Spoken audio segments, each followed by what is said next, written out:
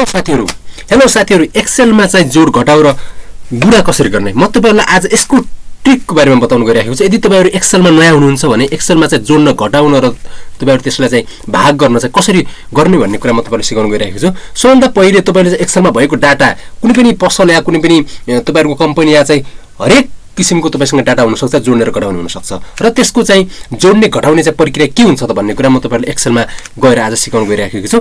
एक्सेलमा मैले यतापट्टि साइडमा लेफ्ट साइडमा रहेको एउटा डाटा छ, राइट साइडमा म तपाईहरुलाई चाहिँ यसमा जोड्न सिकाउन गइरहेको छु। सबभन्दा पहिले त टोटल तल चाहिँ यसमा गएर टोटल भनेर यसरी टाइप गरे। त्यसमा चाहिँ यहाँ गएर माथिको सबै डाटालाई चाहिँ यो जति पनि माथिको अङ्कहरु छ त्यसलाई चाहिँ जोडेर ल्याउनको लागि इक्वल टु प्रयोग गर्न सक्नुहुन्छ। इक्वल टु प्रयोग गरेर तपाईहरु चाहिँ सम चाहिँ लेख्नु पर्ने हुन्छ। इक्वल टु सम हानिसक्नु भयो भने आइसकेको डायलग बक्स खोल्छ। यसमा राइट क्लिक गर्नुस्। राइट क्लिक गरिसक्यो भन्दापछि यसलाई माथि गएर यसरी सिलेक्ट गरेर ल्याउनुस्। त्यसपछि इन्टर गर्नुस्। हेर्नुस् जादु 1872 रुपैयाँ यो तपाईको सामान्य यहाँबाट चाहिँ सम भएर आइसकेको छ।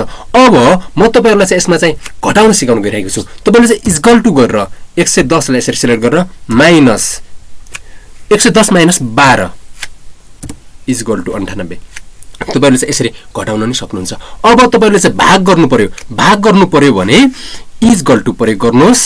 110 स्ल्याश को प्रयोग गरिन्छ 98 इन्टर दबाउनुस्। आइसकेको छ। यसरी भाग गर्न सक्नुहुन्छ।